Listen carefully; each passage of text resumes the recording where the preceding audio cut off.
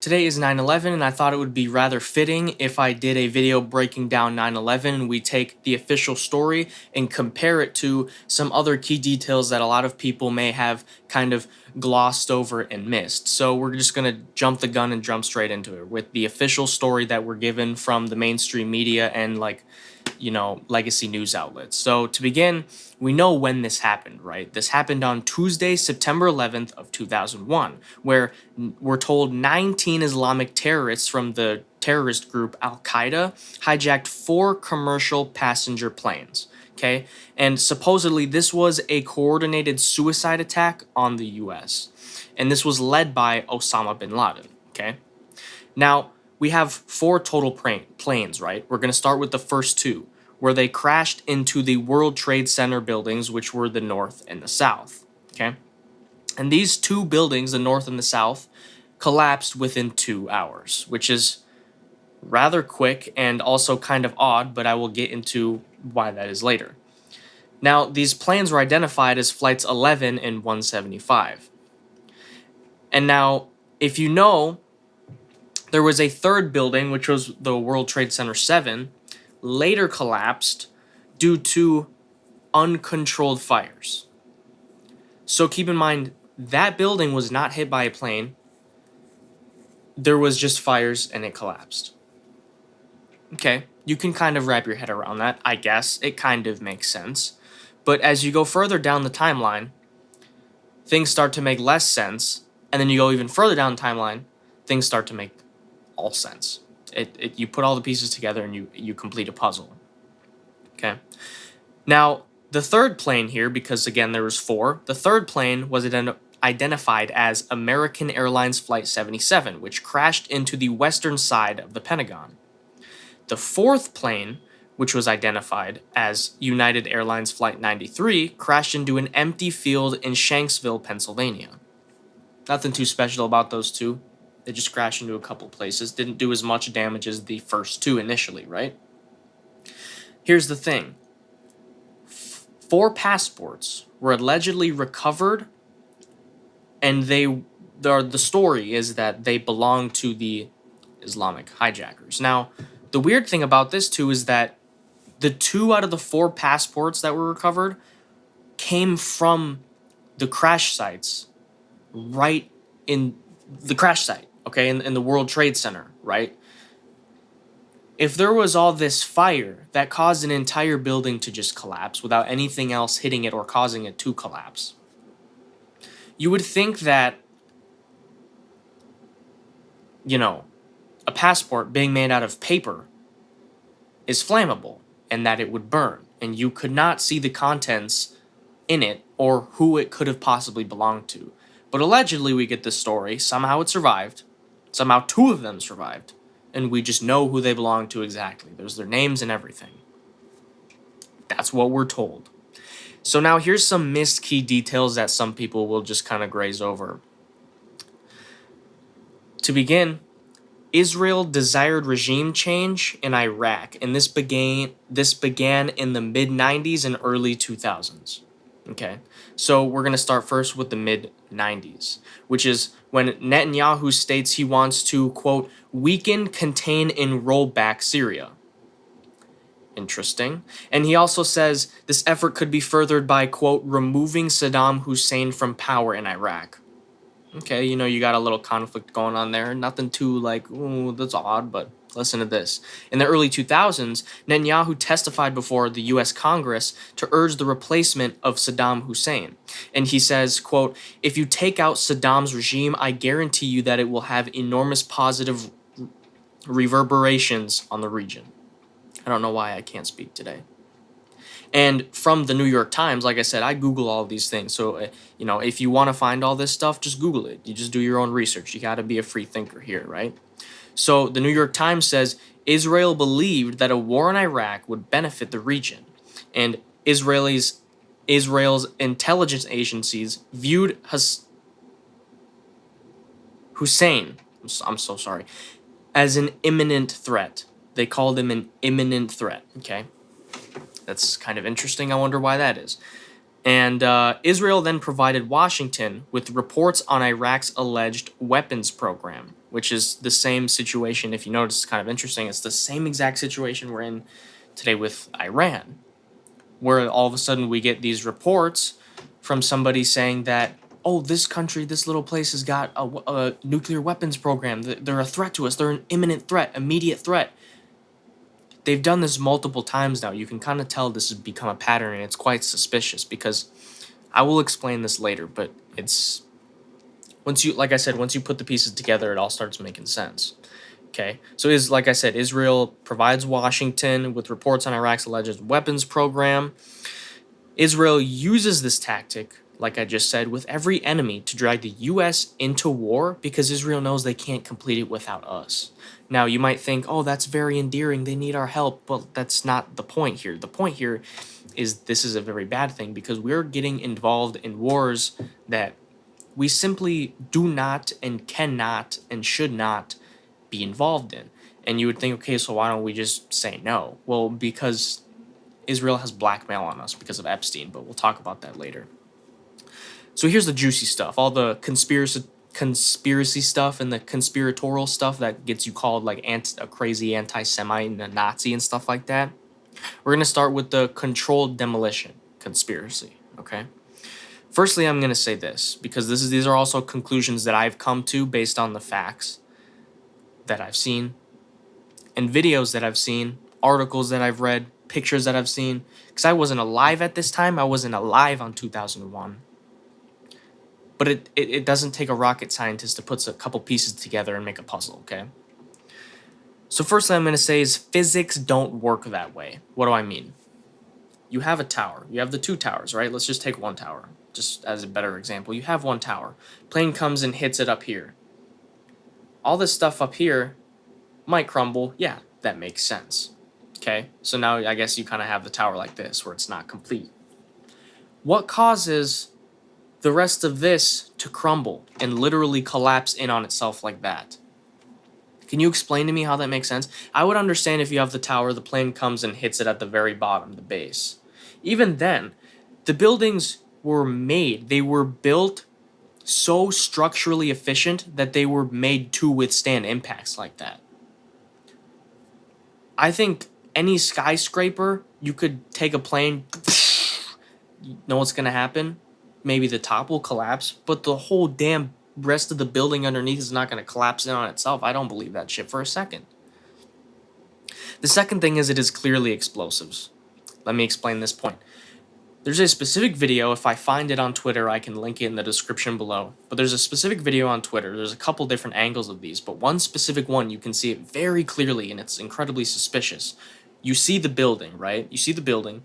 You see the plane coming in. It's slow. It's like slow motion, frame by frame. And then even right before the plane, like you can see there's a tiny bit of separation right before the plane actually completely hits the building.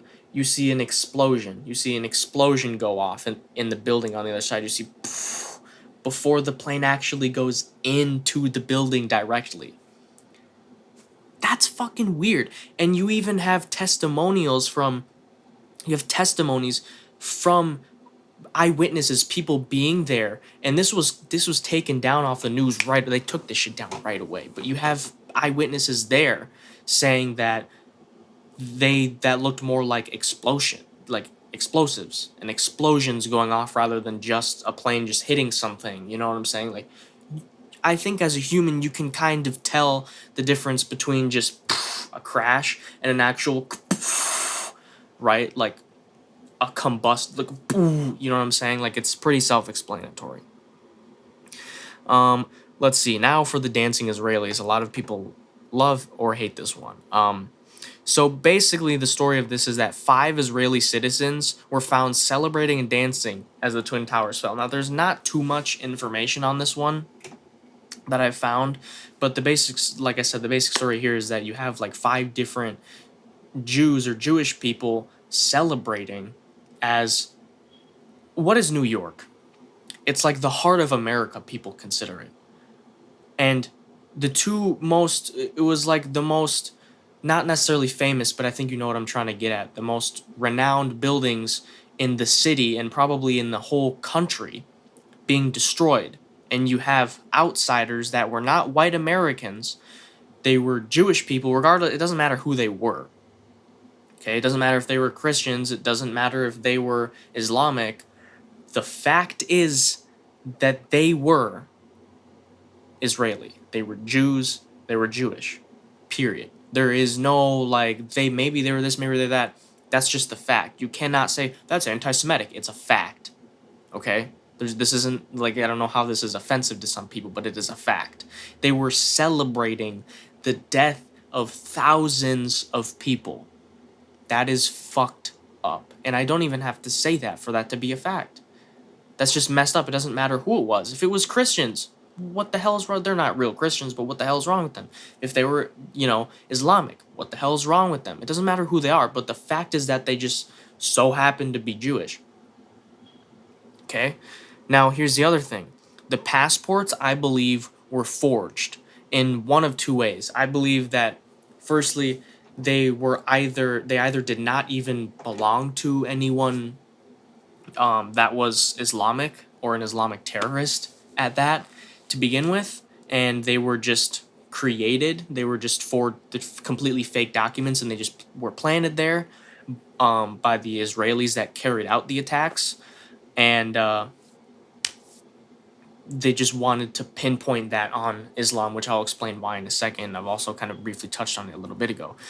But either that or they actually had Islamic terrorists perform it to just pin them, like they just used them as fall guys. Like they just took a couple guys of Islam, said, we'll give you this or whatever, some kind of incentive, obviously, to bribe them to do it or something like that. But those are my two possibilities. I don't know because I wasn't there. I didn't cause this, but that's my guess. Okay, my thinking brain, my spidey senses are going off and they're tingling and it's saying something isn't right here. This is fucking weird. Okay. And this was, like I said, it was like they were probably forged as a false flag, again, to pin like Iraq on this. Here's the other thing, is that it was an inside job. Now, firstly, you have to look at the way that this was. I know that the airline security and just the security in general in the U.S. wasn't like the best at the time. Obviously, I'm not going to sit here and say like we have as advanced security measures as we do now back then. Of course not. That's not even like a possibility. But you still have to think like there definitely could have been more precaution taken if this was actually if the official story was actually the case. You could definitely make the case and the argument that this could have totally been prevented. I do not believe that this could not have been prevented. That's complete bullshit. So this was clearly an inside job. I also believe that the CIA was working on this, probably also the FBI, of course. But if you also look at the way that who was the president at the time? George W. Bush, I believe. If you look at the way that he reacted when he was told, he was basically reading children's book. He was reading to children in a classroom in Florida, I believe, and he just didn't react. So you have to look at the way that people react to things, okay? Because people can say all sorts of things, but the way that they actually act and what they do tells you everything that you need to know. Actions speak louder than words is a saying and a quote for a reason, because it's true, okay? So here's the thing with that. A lot of people will try to argue, well, he was trying to stay calm because he doesn't want to make the kids freak out and stuff like that, but like, at the time, there were also many other classrooms and many other schools literally showing the tragedy take place on TV live, as a live news feed in the classroom. Why would you show children that? Why would you show people that? You might say, well, it was more middle schoolers, more high schools doing that. They're still children. They're not fully developed adult. Why would you show people that? It's horrible. It's horrendous. Why? So here's my conclusion. It is abundantly clear that Israeli intelligence was involved with 9/11, and they also worked with the CIA. It was an inside job. Completely. This was Mossad. No fucking shot it wasn't. Very, very, very clear. And the reason, you might say, okay, well then why would they do something like that? That's crazy. Listen, this was performed as a false flag attack to garner sympathy from the U.S. and to aid Israel in achieving regime change in Iraq. Because like I told you a little bit ago, in the mid-90s and early 2000s, Netanyahu said it himself. He was pushing and pushing and pushing and pushing. I want to have regime change in Iraq. Iraq, regime change, regime change. It's the same. It's the same bullshit with Iran now. What is he doing now? It's the same exact thing. They use the same strategy with, country over country, state over state. Like, they just manipulate and exploit people, and they know they can't do it without us. So they have to attack us for us to say, okay, well, now we just got apparently attacked by Islamic terrorists from Iraq, so we're gonna go fuck them up. And then Israel sitting over in the corner going, yes, silly guy, with their tiny hats, long noses, shriveling fucking hands, and like sharp demon teeth. Guys, it is so obvious. Like I said, this is the same thing that they do every single time. They did the same shit with Syria. They did the same shit with, what was it? Hezbollah or whatever that was. Every time it's the same shit. So if you think like-minded, you're obviously not a dumbass. I appreciate all the support that I got on my previous video about Charlie Kirk. Again, it's so sad. I know a lot of people are being divided over this. It's really is sad how tragedies like that happen. We all know how, again, it was Mossad, as I explained, but it really just sucks to see how a country, like, we're supposed to be banded together as a country, and I really can't understand why we have to sit here and say, well, you have this opinion, you have this political view, you're this skin color, you're that race, you're that sex, you're that gender, you deserve to die, you deserve to die, you deserve... Like, can we just stop? This is not... Like I said it before, and I'll say it again, and I'll continue to say it for the rest of my life. This is not what God wants. And if you're calling yourself a Christian and you think these kinds of things, and you think that you have to hate people that oppose you or that you disagree with you, it's not at all it. And I'm going to tell you this. The other thing about politics is politics isn't real. It's all a facade. It's all a show. It's all a game. It's all theater. Everyone is an actor. Okay? Everyone is literally an actor. From the president to the deep state to the Democrats, the Republicans, everyone is an actor. Everyone involved. Okay? So you have to understand that none of that shit is real. I'm not saying that like people don't actually get killed and stuff. Yes, people actually get killed. War is real. Tragedy happens. But what I'm saying is all like the political schemes, like right versus left, red versus blue, that's not real. It's a ploy to get you to be divided. Okay? It's a uniparty duopoly. Okay? I forget what the term is, but controlled opposition. It was created by the CIA and, of course, Israeli intelligence, Mossad. We're infested. We're occupied. We're an occupied country. We're an occupied nation. The West is falling.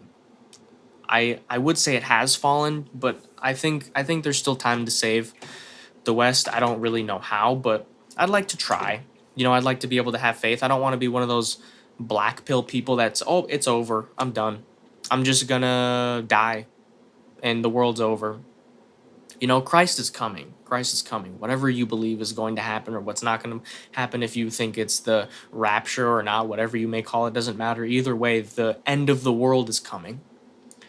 And you should get right with God. And by that I mean read your Bible, pray, build a connection with Him, attend church, and spread the gospel. Spread the truth. And that's exactly what I'm spreading to you guys right now. I'm trying to plant a seed in you, and I'm trying to spread truth because that's the most important thing that could ever possibly exist.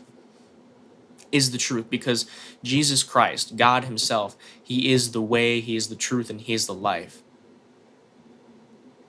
I'm not going to sit here and like fucking sell you something. I'm just telling you straight up.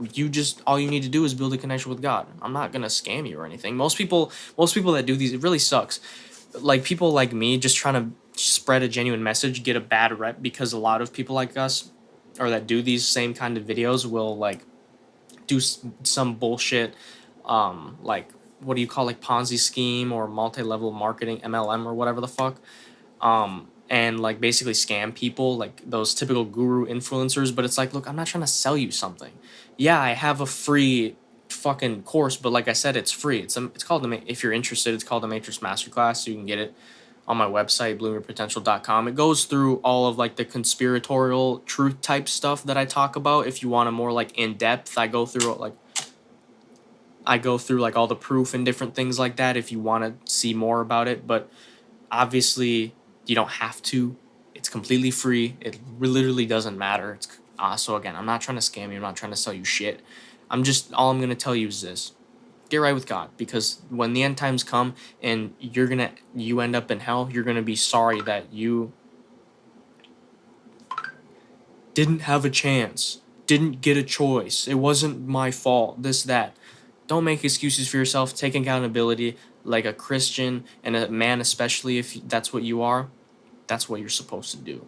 Okay? So, God bless. I hope if you enjoy these type of videos, let me know in the comments. I'll be sure to make these more, and I will, if you want, I can actually do these live. That would be kind of fun. Maybe I can interact with you guys, but God bless.